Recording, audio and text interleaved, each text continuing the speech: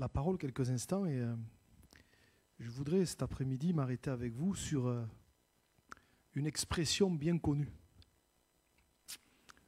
Une expression que vous avez certainement tous, on a tous employée à un moment donné ou un autre de notre existence, dans un contexte ou un autre, face aux aléas de la vie, à savoir, il faut battre le fer.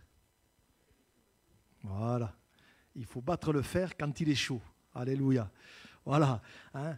On comprend tous ce que ça signifie, ce que ça veut dire, hein, de la même façon que certains métaux, il faut qu'ils soient chauds pour qu'on puisse les travailler. Alors je pense, bon, le fer évidemment, hein. Quand ça refroidit, après vous ne pouvez plus rien en faire. Vous voyez, hein. Il y a certains métaux, il faut les chauffer pour pouvoir leur donner une certaine forme. Hein. Je crois que c'est important de réaliser que de la même façon, il y a des domaines, et on va en voir 2 ou 3 rapidement, on va essayer d'en retirer quelques enseignements pour nous, où là aussi il faut battre le fer quand il est chaud. Voilà. Il ne faut pas attendre, il ne faut pas tergiverser, il ne faut pas dire on verra plus tard. Non, il faut battre le fer quand il est chaud. Cette expression-là, cet adage-là, vous le retrouvez en pâtisserie. Alors vous savez que c'est mon ancien métier. Il y a des recettes, il faut les travailler quand elles sont chaudes. Parce que sinon, après, c'est fini. Alors, je vais vous en citer juste 2, il y en aurait d'autres, hein, mais juste 2. Là, mesdames, là, et même peut-être messieurs qui font un peu la cuisine, vous allez dire, ah oui, c'est vrai. Peut-être si vous en avez déjà fait, vous allez dire, oui, c'est vrai. Par exemple, vous prenez la nougatine. Ceux qui ont fait de la nougatine, il faut travailler ça chaud. Hein, bon, il faut aller assez vite, parce que sinon, c'est vrai que bon, vous avez les doigts qui chauffent un peu, mais il faut aller assez vite, parce que dès que la nougatine refroidit, ça casse. Voyez, donc il faut travailler ça à chaud. Voyez. Et puis une autre recette, c'est, alors je sais pas, moi j'aime ça, rappelez ce qu'on appelle les petites cigarettes. Alors souvent c'est les cigarettes russes de l'acre. Voyez, donc comme ça vous voyez tout ce que c'est. Hein. Ben, ça c'est pareil, ça c'est une recette, il faut le travailler à chaud. Si vous voulez arriver à donner la forme de la cigarette, ben, il faut le travailler à chaud. Et dès que ça refroidit, ça casse. Et vous ne pouvez rien faire. Voyez. Donc cet adage, on peut l'appliquer dans bien des domaines. Il faut battre le fer quand il est chaud. Voyez. Ben, figurez-vous que sur le plan spirituel, ça se vérifie aussi. Et je voudrais m'arrêter rapidement sur 3 exemples. Il y en aurait certainement d'autres que j'ai relevés dans la parole, où on va voir que ben, c'est pareil. Il faut battre le fer quand il est chaud, parce que sinon, on passe à côté de la grâce de Dieu, on passe à côté de la bénédiction de Dieu, on passe à côté de la délivrance de Dieu, on passe à côté de choses que Dieu voudrait faire, d'interventions qu'il voudrait faire, parce qu'on n'a pas fait les choses quand il aurait fallu les faire. Voyez. Alors le premier, par exemple, qui avait compris, j'allais dire, cette expression, et qui d'une certaine façon, on va le voir, l'a fait, c'est le fils prodigue. Alors on connaît un petit peu l'histoire, je vais juste prendre ce qui m'intéresse, vous rappelez, ce garçon qui est parti de la maison du père, donne-moi mon héritage, etc. Il s'en va, il claque la porte, il s'en va pour un pays éloigné. Pendant un temps, tout marche bien, et puis à un moment donné, il a tout dépensé, il se trouve dans la galère, et puis là, il est dit ceci, donc Luc chapitre 15, verset 15, je prends l'histoire au milieu. Donc qu'est-ce qu'il fait? Il va se mettre au service d'un des habitants du pays, qu'il envoya dans ses champs garder les pourceaux. Il aurait bien voulu se rassasier des carouges que mangeaient les pourceaux, mais personne ne lui en donnait. Et il nous a dit, étant rentré en lui-même, il dit, combien de mercenaires chez mon père ont du pain en abondance, et moi je meurs de faim, je me lèverai, j'irai vers mon père, et je lui dirai, mon père, j'ai péché contre le ciel et contre toi, je ne suis plus digne d'être appelé ton fils, traite-moi comme l'un de tes mercenaires. Et puis le verset 20, pour moi c'est le plus important, il est dit, et il se leva, et il alla vers son père. Et là, comme il était encore loin, son père le vit, fut ému de compassion, il courut se jeta à son cou et le baisa, et vous connaissez la fin de l'histoire. Mais ce qui m'interpelle ici, c'est le plus important déjà, moi j'aime beaucoup cette expression du verset 17, étant rentré en lui-même. C'est important ça, de savoir rentrer en nous-mêmes, de savoir faire une introspection personnelle. Rappelez que l'apôtre Paul dira, examinez-vous vous-même, pour savoir si vous êtes dans la foi. C'est important quelque part il y a des moments de ne pas regarder aux autres, mais de regarder à nous-mêmes. Vous voyez, de faire ce regard intérieur pour dire, mais où est-ce que j'en suis? Et à un moment donné, c'est ce qu'il va faire. Il va se rendre compte que s'il en est là, c'est par sa faute, c'est ses propres mauvais choix, c'est son orgueil peut-être aussi. Et donc, quelque part, il se rend compte que s'il en est là, c'est à cause de lui. Et vous avez remarqué, il prend cette bonne résolution. Voilà ce que je ferai, je me lèverai, j'irai voir mon père et je lui dirai, etc., etc. Mais ce qui est le plus important, c'est qu'il ne s'est pas arrêté à cette résolution. Hein, le plus important, c'est qu'il a mis en route cette résolution. Il a battu le fer pendant qu'il est chaud. C'est-à-dire qu'il va dire, et il se leva. Et pour moi, le plus important, c'est ça. Parce que s'il ne s'était pas levé, s'il en était resté au stade des résolutions, mais rien ne se serait passé, il serait resté dans la galère et il serait resté dans sa misère. Ce qui a tout changé, c'est qu'il a battu le fer quand il est chaud. Il est bien disposé, son cœur est touché, il réalise que s'il en est là, c'est par sa faute, et donc il se lève. Et il va jusqu'au bout. Et je crois que c'est important de réaliser que, quelque part, quand notre cœur est touché, quand on est touché par l'amour de Dieu, par la grâce de Dieu, je ne dis pas qu'on a tout compris, mais on est interpellé par le Seigneur. Les choses de Dieu nous ont touchés, le Saint-Esprit nous a convaincus, on sait que Jésus est le Sauveur, et quelque part, on sent qu'on est attiré par lui, on est attiré par les choses de Dieu, il y a quelque chose, notre cœur, il est comme aimanté par l'amour de Dieu, mais quand on en est là, à un moment donné, il faut battre le fer quand il est chaud. Hein. C'est-à-dire qu'il ne faut pas se dire, ok, ça me fait du bien, mais bon, je vais attendre un peu, on verra bien, on va attendre un petit peu, parce que souvent, et malheureusement on en a vu tellement, et peut-être vous aussi, hein, tous, combien j'ai vu de gens qui étaient touchés dans des réunions, leur cœur était touché, ils avaient réalisé certaines choses, parfois même ils ont répondu à des appels, on a prié avec eux, on a prié pour eux, il s'est passé des choses, et puis il n'y a pas eu de suite.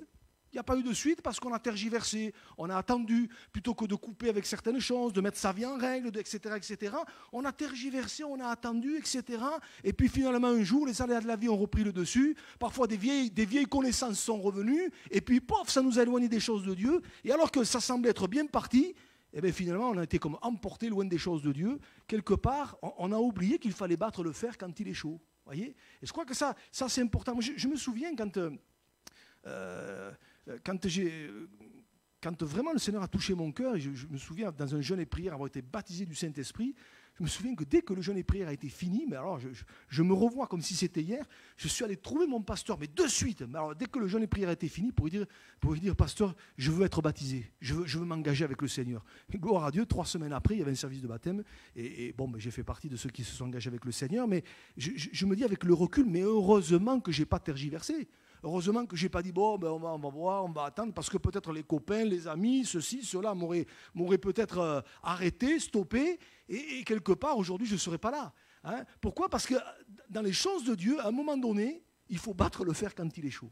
Et si quelque part, encore cet après-midi, notre cœur est touché par les choses de Dieu, eh bien, avec son aide et sa grâce, Seigneur, je veux faire ce qu'il faut faire, je veux donner mon cœur, je veux marcher avec toi, je veux me repentir, je veux couper avec ce qu'il faut couper, je veux essayer de mettre de côté ce qui n'est pas à ta gloire, et je veux marcher avec toi, parce que je sais que si je le fais, eh bien, je vivrai ce que tu as prévu pour moi. Alléluia. D'ailleurs, cette histoire du fils prodigue, verset 20, il se leva et il alla vers son père, et tout de suite derrière, il vit quelque chose d'extraordinaire. Hein. Comme il était encore loin, son père le vit, fut ému de compassion, etc., etc. Il ne s'attendait certainement pas à ça. Peut-être il s'attendait tout au plus à être reçu un peu froidement, et peut-être s'entendre dire, écoute, hein, tu vas te mettre dans un coin, tu vas te faire oublier, et puis dans quelques temps on reverra la chose. Non, il a vécu quelque chose d'extraordinaire, une réhabilitation, quelque chose qu'il n'imaginait pas. Mais pourquoi ?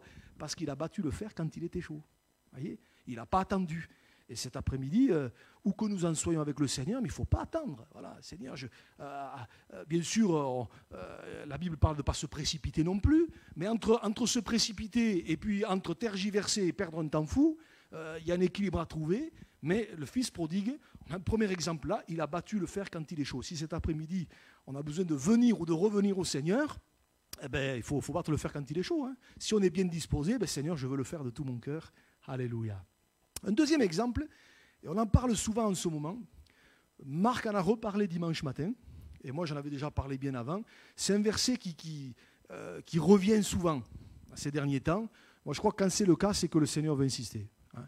Ce verset, c'est l'apôtre Paul qui dit aux Galates, on va l'afficher, Galates chapitre 6, versets 9 et 10, « Ne nous lassons pas de faire le bien », et Marc en a parlé dimanche, « car nous moissonnerons en temps convenable si nous ne nous relâchons pas. » Et le verset 10, « Ainsi donc, pendant que nous en avons l'occasion, pratiquons le bien envers tous et surtout envers les frères en la foi. » Alors ici, bien sûr, il est question de pratiquer le bien, on est d'accord. Mais je pense qu'on peut élargir ça à bien d'autres domaines. Voyez, je crois que c'est important de réaliser que, je crois que dans bien des domaines, je vais en citer 2 ou 3 là, rapidement, Dieu nous donne des occasions, Dieu nous donne du temps, Dieu nous donne des opportunités pour faire certaines choses. Pendant que nous en avons l'occasion, ici, pratiquons-le bien, mais peut-être on pourrait dire dans d'autres domaines, pendant qu'on en a l'occasion, faisons-le, parce que peut-être un jour, l'occasion, il n'y en aura plus. Parce que d'abord, on n'est pas éternel, parce que d'abord, la vie, elle peut s'arrêter du jour au lendemain, parce que peut-être, justement, il y a des choses qu'on peut faire aujourd'hui, mais demain, ça ne sera plus possible. Donc, pendant qu'on en a l'occasion, il faut battre le fer pendant qu'il est chaud. Il faut le faire. Alors, de quoi je parle? On va essayer d'être concret. J'ai noté 3 choses, il y en aurait certainement d'autres. Hein. J'ai noté l'occasion de se réconcilier. Peut-être on a besoin de se réconcilier avec quelqu'un. Ou demander pardon, en fait, tout ce qui tourne autour de ça, vous voyez. L'occasion, mais si c'est le cas, si Dieu nous donne le temps, si Dieu nous donne l'occasion, si on a l'opportunité de le faire, alors, comme dit l'apôtre Paul, autant que cela dépende de nous, parce que parfois ça ne dépend pas de nous. Des fois on peut essayer de faire la démarche, si l'autre en face il ne veut pas, c'est plus notre problème. Mais autant que cela dépende de nous, ben s'il y a besoin, bien sûr, ben avec la grâce de Dieu, mais faisons-le quoi. Parce que sinon, mais le jour où je me présenterai devant Dieu, qu'est-ce que je vais dire?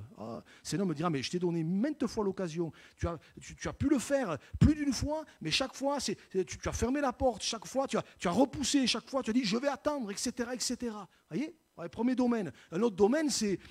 Et là, franchement, le premier à qui je le dis, c'est moi. C'est l'occasion de témoigner. L'occasion de témoigner à quelqu'un. Mais que de fois, je ne sais pas vous, mais je parle pour moi, que de fois où j'ai loupé des occasions. Et je m'en suis voulu. Je me dis, mais pendant qu'on a l'occasion, parce que des fois, est-ce que la personne, on la reverra? Je n'en sais rien, moi. De lui parler de Jésus, de lui parler de sa grâce, de la grâce de Dieu, de son amour. Il n'y a pas longtemps, et franchement, je m'en suis voulu. Il n'y a pas longtemps, j'ai été appelé de l'île de la Réunion. De l'île de la Réunion, j'étais un peu surpris. Et en fait, c'était une chrétienne qui m'appelait pour me dire, voilà, j'ai ma maman qui a 97 ans, qui est en train de partir. Et elle habite à la Seine-sur-Mer et je voudrais que vous alliez la visiter. Alors elle m'a dit, elle n'est pas croyante, tout ça, mais bon, vous pouvez aller au moins prier pour elle. Je dis, oui, pas de problème. Donc elle me donne l'adresse et en fait, je me rends compte que c'était à 1 kilomètre de chez moi. Donc elle me donne le numéro de la dame de compagnie qui s'occupait d'elle. Donc je l'appelle et je dis, voilà, je suis le pasteur. Je lui explique ce que je viens de vous dire. Elle me dit, ok, tout ça. Et puis un matin, je vais la visiter. J'arrive, bon, la petite mamie, elle était déjà dans le coma. Donc j'ai prié pour elle, simplement, parce que je sais que dans le coma, les gens, ils entendent. Hein. Voilà, donc j'ai prié pour elle, j'ai essayé de lui donner quelques mots, et après je dis, Seigneur, bon, écoute, toi tu sais, voilà. Et puis, la dame de compagnie, en fait, elle me dit, je peux rester avec vous dans la chambre, ça vous gêne? Je dis, non, ça ne me gêne pas, elle s'est mise là, tout ça. Et puis, bon, avec cette petite mamie là, ça a duré quoi? Ça a duré 5-10 minutes. Vous voyez. Et puis j'ai parlé après 5 minutes avec la dame de compagnie qui s'occupait d'elle depuis plus d'une dizaine d'années. Et bon, voilà. Et puis je lui dis, bon, écoutez, puisque maintenant j'ai votre numéro, tout ça, ça serait bien que quand je reviendrai, comme ça je vous contacterai pour revoir la mamie, etc. Et puis je suis parti. Je suis parti, sauf que la mamie, elle est décédée. Et en partant déjà dans l'ascenseur, je me disais, mais c'est pas pour la mamie que tu es venu. C'était pour l'autre dame. Et je me suis dit, mais tu as raté l'occasion de lui parler, de lui dire quelque chose. Et j'ai dit, Seigneur, mais c'est pas possible. Vous voyez, des fois, on rate des occasions. Alors bon, j'ai encore son numéro. Donc je lui envoie des textos, etc. J'essaye. Bon, je n'ai pas trop de réponses. Mais je me dis, Seigneur, si ça se trouve, tu m'as envoyé que pour elle, et moi, comme un imbécile, j'ai raté l'occasion, quoi. J'ai raté l'occasion. Mais que Dieu nous aide à saisir les occasions. Je ne dis pas qu'il faut sauter sur les gens, qu'il faut leur bourrer le crâne, je ne parle pas de ça, hein, mais avec sagesse, avec ce que Dieu nous donne. Allez, je vais le dire. Ah si, je vais le dire. Vous savez pas ce qu'elle m'a fait, Christelle, lundi, mais moi j'ai dit gloire à Dieu. lundi, j'avais un rendez-vous avec une dame qui vient, elle avait des questions et on s'était donné rendez-vous à l'auto-école de Christelle, donc j'y suis allé, elle nous avait mis le café derrière, on s'est mis derrière, tout ça, ça va devenir l'annexe de l'église là-bas derrière. Donc on s'était mis derrière, tout ça, super entretien avec la dame, tout ça, merci Seigneur, elle a envie d'aller plus loin avec Dieu, de s'engager avec le Seigneur, waouh, super, tout ça. Et puis, alors qu'on finit, on sort, elle va pour sortir, elle dit, ah bah tiens, ben, elle parlait avec une jeune fille, elle dit, elle a besoin de la prière, tiens, pasteur, prie pour elle. Je me suis retrouvé avec une jeune fille là, devant moi. Je ne savais pas d'où elle sortait. J'ai dit, comment tu t'appelles? D'ailleurs, priez pour elle. Elle s'appelle Nisrine. Nisrine, voilà. Donc, j'ai prié pour une Nisrine que je n'avais vue ni d'Ève ni d'Adam, mais elle a accepté la prière. Alléluia. Hein, Christelle était là. Bon, ben, j'ai dit merci Seigneur. Bon, mais là, j'ai saisi l'occasion. Gloire à Dieu. Mais en fait, l'occasion, c'est pas moi, c'est Christelle qui a saisi l'occasion. Voyez. Mais, bon, j'ai même un peu d'humour, mais Seigneur, aide-nous à saisir les occasions. Parce qu'on ne sait pas, peut-être les personnes, on ne les reverra plus. Des fois, on n'ose pas, on a un peu crainte, on a un peu de crainte. Si on se fait jeter, on se fait jeter, c'est pas grave. Hein. Mais l'essentiel, c'est qu'on saisit des occasions. Une autre occasion, c'est l'occasion de dire non. L'occasion de dire non, des fois, c'est-à-dire de se positionner ou face à certaines choses, de dire, bah, écoute, non, ça, moi, je fais pas, ça, je rentre pas dans ce genre de façon de faire, ce genre de façon de fonctionner. Voyez, des fois, on a l'occasion de le faire et on ne le fait pas. Et puis un jour, on ne peut plus le dire après. Et vous vous rappelez, la semaine dernière, on a parlé de Hérode. Hérode qui ne s'est pas positionné. Et qu'est-ce qu'on a vu? Un jour propice est arrivé et il s'est fait piéger. Mais s'il avait dit non avant, s'il avait pris position avant, ça ne lui serait jamais arrivé. Voyez, je vais prendre l'exemple de Joseph aussi. Quand il a dit non à Madame Potiphar, quand il dit non, je ne coucherai pas avec toi. Mais s'il n'avait pas dit non la première fois, c'était fini après. Hein. C'était fini. Hein. Vous connaissez cette autre expression. Tu donnes ça, on te prend tout ça. Hein. Voyez, là c'est pareil. Il y a parfois des situations où il faut qu'on se positionne, il faut dire non, ça c'est pas bien, ça va pas, ça c'est, etc. Et des fois on n'ose pas parce qu'on se dit ouais mais qu'est-ce qu'il va penser, qu'est-ce qu'il va dire, etc. Sauf que si on ne le fait pas de suite, après on est pris. On est pris. Voilà pourquoi, moi, ce verset-là, bien sûr, il est dans un contexte bien particulier, il est question de faire le bien, de pratiquer le bien, mais quand même, on peut élargir ça pendant que nous en avons l'occasion. Il faut battre le fer quand il est chaud. Et je crois que si peut-être dans un domaine ou dans un autre, le Saint-Esprit nous parle en ce moment, si peut-être le Saint-Esprit appuie dans un domaine, dire, regarde, là, il faut que tu fasses attention, ça, il faut que tu saisisses l'occasion, là, il faut que, regarde telle personne, etc., etc., mais faisons-le, battons le fer pendant qu'il est chaud, parce que peut-être un jour, il n'y aura plus. On ne pourra plus. On ne pourra plus se réconcilier, on ne pourra plus. La personne ne sera plus disposée. Les occasions, on ne les aura plus. La personne, on ne la verra plus. Et là, on se dira, on n'aura plus que les yeux pour pleurer. Hein. Ainsi donc, pendant que nous en avons l'occasion. Que Dieu nous aide à saisir les occasions. Et franchement, le premier à qui je le dis, c'est à moi. Hein. Et puis un troisième exemple, peut-être le dernier. Un homme qui n'a pas su battre le fer pendant qu'il était chaud. Alors bien sûr, il y a un certain contexte. Et ça lui a coûté très cher. C'est le roi Akab. Le roi Akab. Alors, vous savez que le roi Akab, ça n'a pas été un bon roi. Hein. Il n'a pas marché avec Dieu, il a fait des mauvais choix pour sa vie. Et puis, il y avait sa femme Jézabel qui le poussait en plus à aller dans la mauvaise direction. Ok, mais il avait sa responsabilité quand même. Et à un moment donné, il y a une histoire là sur laquelle on ne s'arrête pas souvent. On va lire quelques versets. Regardez avec moi, 1 Roi chapitre 20, verset 28. Donc, il est dit ceci, l'homme de Dieu, donc l'homme de Dieu en question ici, c'est le prophète Élie, l'homme de Dieu s'approcha et dit au roi d'Israël, qui était Akab, « Ainsi parle l'Éternel, parce que les Syriens ont dit, l'Éternel est un Dieu des montagnes et non un Dieu des vallées, je livrerai toute cette grande multitude entre tes mains, et vous saurez que je suis l'Éternel. » Ils campèrent 7 jours en face les uns des autres. Le 7e jour, le combat s'engagea et les enfants d'Israël tuèrent aux Syriens 100 000 hommes de pied en un jour. Vous imaginez, 100 000 hommes de pied en un jour. Donc, c'est le seul verset? Ouais, 30, ok. Et donc, si je résume un petit peu, Akab, c'est un homme qui ne marchait pas trop avec Dieu. Il était un peu entre les deux, vous voyez. Un peu avec le Seigneur, mais un peu avec le reste, vous voyez. Et puis dans cette situation, Dieu lui fait grâce. Dieu lui accorde une victoire contre les Syriens qui étaient à cette époque-là les ennemis héréditaires. Voyez. Donc Dieu lui accorde une victoire éclatante. 100 000 hommes de pied qui tombent en un jour. Donc Dieu vraiment le bénit, quoi. Il lui offre une belle victoire. Et quand vous lisez la suite, la suite un petit peu plus loin, on va le faire, vous allez découvrir que Dieu va même aller plus loin que ça. non seulement 100 000 hommes de pied sont tombés, mais Dieu va livrer même le roi de Syrie, qui s'appelait Ben-Hadad.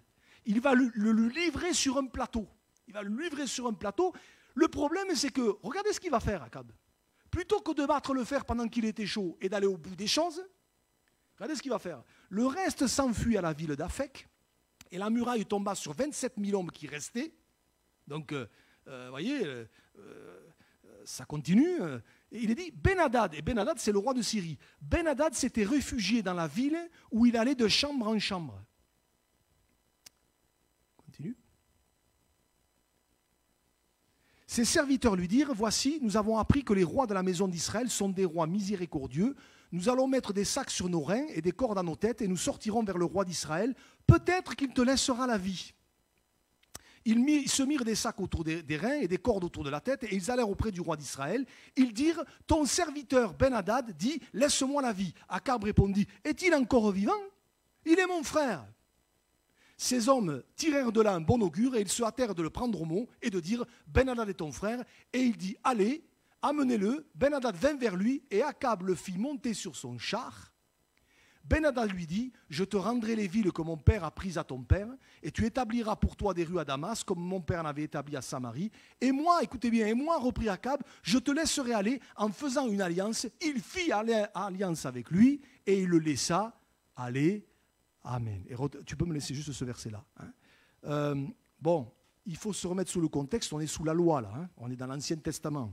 Hein. Ok, voilà. Mais quelque part, quand on y réfléchit, Dieu avait commencé à faire tomber les Syriens devant le roi Akab.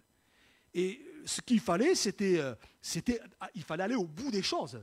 Il fallait aller au bout des choses et il fallait régler le problème jusqu'au bout. C'est-à-dire, notamment avec ce roi Ben-Hadad, il n'y avait pas d'alliance à faire avec lui, hein, comme de la même façon qu'aujourd'hui, il n'y a pas d'alliance à faire avec le péché, avec ce que Dieu désapprouve, avec ce que Dieu ne cautionne pas. Il n'y a pas d'alliance à faire. Donc, il fallait régler le problème. Il fallait aller jusqu'au bout. Sauf que lui, il ne le fait pas. Il ne le fait pas. Et je n'ai pas le temps de m'y arrêter, mais Ben-Hadad, bien content de sentir que les choses allaient bien tourner pour lui, qu'est-ce qu'il dit? Il lui dit, je te rendrai les villes que mon père a prises à ton père. Vous lirez la suite, il ne l'a pas fait. Vous voyez, les compromis, ça ne marche jamais, il ne l'a pas fait. Et si vous allez un petit peu plus loin, et c'est surtout là-dessus que je voudrais que ça puisse nous interpeller, si vous allez au chapitre 22 de ce même livre des rois, vous allez découvrir que c'est le chapitre où Akab va mourir. Il va prendre une flèche adverse qui va l'atteindre au défaut de la cuirasse, vous vous rappelez, et cette flèche adverse, elle venait de qui? Des Syriens qu'il avait épargnés. Voyez? Ce qui montre que si Akab avait été au bout des choses, il avait battu le fer quand il est chaud, c'est-à-dire que Dieu avait livré l'armée, maintenant Dieu lui livrait le roi, s'il avait fait les choses comme il aurait dû les faire jusqu'au bout, ben jamais il serait mort dans ce combat. Mais parce qu'il n'a pas été au bout, il a fini par mourir. Voyez? Et quelque part, quand on y réfléchit, je me disais, mais je crois qu'il y a une grande leçon spirituelle pour nous, et je vais finir par là, pour nos vies, c'est que ce qui est arrivé à Akab, parfois ça peut nous arriver dans nos vies. Bien sûr, pas dans les mêmes contextes, pas dans les mêmes circonstances. C'est-à-dire que parfois, on prend des décisions pour le Seigneur, mais on ne va pas au bout. On s'arrête en chemin. Des fois, on commence une démarche spirituelle, on dit, bon, ben, on sent que le Seigneur demande de faire quelque chose, mais on ne va pas au bout, on s'arrête au milieu. On s'arrête au milieu. Voilà. Plutôt que de battre le fer quand il est chaud et d'aller jusqu'au bout des choses, et de faire les choses jusqu'au bout, comme a fait le fils prodigue. Hein. Comme a fait le fils prodigue. Hein. Voyez, il est allé jusqu'au bout, il ne s'est pas arrêté au milieu, il ne s'est pas arrêté à sa résolution, il ne s'est pas arrêté à dire je vais faire une démarche, je vais aller voir mon père, etc. Non, il s'est levé, il y est allé. Et des fois, on commence des choses avec Dieu, on commence des démarches, mais on ne va pas jusqu'au bout. Et parfois, comme on ne va pas jusqu'au bout, quelque part, on ne vit pas ce qu'on devrait vivre, et même après, on fait marche arrière. Vous voyez, on fait marche arrière. Je crois que c'est important de se rappeler que notre Dieu, c'est un Dieu de victoire qui veut nous faire remporter des victoires dans bien des domaines. Je vais peut-être essayer d'être concret, mais quand on vient au Seigneur, des fois, on peut venir au Seigneur, on est tous pareils, on est venu au Seigneur avec nos travers, nos défauts, nos manques, et on est tous pareils, on n'est pas meilleurs les uns que les autres. Un est peut-être venu au Seigneur avec un problème, moi je ne sais pas, allez, je vais citer des choses. Un est venu avec un problème de tabac, l'autre il est venu avec un problème, je ne sais pas moi, d'alcool, l'autre il est venu avec un problème de ceci, l'autre il est venu avec un problème de celui-là. On est venu au Seigneur tel qu'on était, on n'a rien caché, on a dit regarde Seigneur, tu vois, j'arrive pas à me débarrasser de ça, j'arrive pas à me débarrasser de ça, etc. Et donc on est dans une bonne démarche. Et on se confie à celui à qui on doit se confier, il va nous aider. Mais si finalement on se dit, bon, ben, ça y est, j'ai donné mon cœur au Seigneur, peut-être je suis passé par les eaux du baptême, et puis qu'on se dit, bon, ben, après tout c'est bon, et puis que plutôt que d'aller au bout de notre démarche et dire, maintenant Seigneur, je veux que tu me délivres de ça, que tu me délivres de ça, ben, qu'on se dit, ben, finalement, bon, je peux continuer, on n'est pas allé au bout des choses. Hein. Et c'est dommage, on n'a pas battu le fer quand il est chaud. Hein. Comprenez-moi bien, on n'est pas là pour se juger, on n'est pas là pour... Mais c'est dommage. Moi, je crois encore aujourd'hui que Dieu veut nous aider, par exemple, dans des problèmes d'addiction, que ce soit de tabac, que ce soit d'alcool, que ce soit d'autres choses. Mais le Seigneur veut nous délivrer. On n'est pas obligé de fonctionner avec le Seigneur tout en gardant ces choses-là. Dieu peut nous délivrer. Mais il faut aller au bout des choses. Dire, Seigneur, voyez, lui dans le cas de Akab, Dieu lui livre l'armée, mais il ne va pas au bout des choses avec le roi. Et des fois, nous, on fait pareil dans nos vies. On commence à faire une démarche, mais on ne va pas au bout des choses. Et on garde certaines choses. Et on fait avec. Et on s'étonne après qu'on a du mal à avancer. Et moi, j'ai envie de nous dire cet après-midi, mais Seigneur, tu es un Dieu de victoire. Et il faut aller plus loin, Seigneur. Je ne veux pas faire les choses à moitié. Seigneur, je veux vivre les choses comme ta parole le dit. Parce que ce que Dieu faisait hier, il le fait encore aujourd'hui. Alléluia. Et si peut-être il y a des domaines où on a besoin de remporter des victoires, ben restons pas en nous disant, bon, ben c'est déjà pas si mal, hein, je suis comme ça, bon, ben c'est vrai, j'ai tel défaut, j'ai tel problème. Ben c'est pas grave. Non, Seigneur, je t'appartiens. Alors on va jusqu'au bout. Pour que vraiment, Seigneur, dans tous les domaines de ma vie, je t'appartienne. Que l'ennemi n'ait pas un droit dans ma vie, là, avec lequel d'ailleurs il va s'en servir pour me tirer vers le bas. Comprenez? Et c'est important. Vous voyez, il faut battre le fer quand il est chaud. Et je crois que quand on est dans des bonnes dispositions de cœur pour dire, Seigneur, voilà, je veux remporter une victoire, ben, il faut aller jusqu'au bout. Hein. Je pense à Jacob qui va dire, je ne te laisserai point aller que tu m'aies béni. Alléluia. Alléluia. Et alors, je m'arrête là cet après-midi, mais où que nous en soyons avec Dieu, pendant que Dieu nous donne l'occasion, saisissons ce qu'il y a à saisir. Peut-être on a besoin de venir au Seigneur ou de revenir au Seigneur, mais faisons-le. Alléluia. Saisissons l'occasion. Voilà. Peut-être c'est dans un domaine, Dieu nous donne l'occasion. J'en ai cité quelques-uns là. Seigneur, tu vois, c'est compliqué, mais Seigneur, j'ai encore l'occasion de rectifier les choses, de rétablir les choses. Seigneur, aide-moi, Seigneur, parce que je ne veux pas rester au milieu du gué là. Je veux battre le fer pendant qu'il est chaud. Alléluia. Pour que Dieu puisse faire son œuvre, pour que la gloire de Dieu puisse se manifester. Et ça, c'est encore pour nous aujourd'hui. Alléluia. Hein, et je ne sais pas, peut-être que cet après-midi, le Seigneur veut nous parler dans un domaine. Des fois, on se contente du bon, mais non. Je veux te dire, mais bats le fer pendant qu'il est chaud. Vas-y, alléluia. Et des fois, on s'arrête. Des fois, non. Allons jusqu'au bout. Ainsi donc, pendant que nous en avons l'occasion. Je ne sais pas quand Jésus va revenir. Je ne sais pas si le Seigneur nous prendra avant le retour du Seigneur, mais que toutes les occasions que Dieu nous donne, que ce soit de témoigner, de nous réconcilier, de faire quelque chose, etc., ben saisissons-les.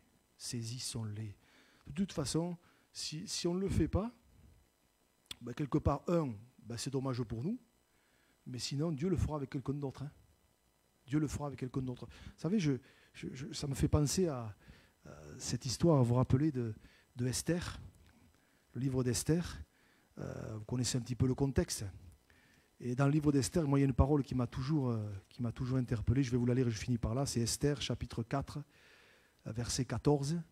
Quand Mardoché, il a compris ce qui se passait là. Il a compris que Haman, il va dire à Esther, et qui sait si ce n'est pas pour un temps comme celui-ci que tu es parvenu à la royauté. Et il va lui dire aussi, si tu te tais maintenant, le secours et la délivrance surgiront d'autre part pour les Juifs, et toi et ta maison et ton père, vous périrez. Si tu te tais maintenant, si tu ne fais pas ce qu'il faut faire, bien le Seigneur fera autrement, avec quelqu'un d'autre. Voyez. Et je crois que de la même façon, si on ne saisit pas les occasions, ben c'est dommage, hein. On va passer à côté, et Dieu fera les choses avec quelqu'un d'autre, hein, ou avec d'autres personnes. Et moi, je n'ai pas envie. Moi, j'ai envie de dire, Seigneur, sers-toi de nous. Sers-toi de nous. Aide-nous à savoir saisir les occasions, à battre le fer pendant qu'il est chaud, quel que soit le domaine, à ne pas tergiverser, à ne pas attendre, Et Dieu va nous aider, et Dieu nous fera voir sa gloire. Je pense que c'est une expression qu'on utilise souvent dans les choses de la vie, mais dans les choses spirituelles, elle est tellement, tellement importante. Alors que Dieu nous aide, hein, que Dieu nous aide. Alléluia. Seigneur, encore cet après-midi, merci pour ta parole, ces choses simples que tu remets devant nos yeux. Seigneur, combien de fois j'ai raté des occasions, je le réalise et je m'en repens, Seigneur. Mais Seigneur, avec ton aide et ta grâce, Seigneur, je veux savoir battre le fer quand il est chaud, quel que soit le domaine, Seigneur. Et je te prie que tu nous aides les uns les autres, Seigneur, afin que, Seigneur, là où il y a besoin, là où il y a un besoin, Seigneur, tu puisses vraiment nous aider, nous donner les forces nécessaires, Seigneur, de ne pas reculer, de ne pas reporter à demain, de ne pas se dire je vais attendre, non, de faire les choses maintenant, Seigneur. D'ailleurs, tu dis toujours aujourd'hui, aujourd'hui.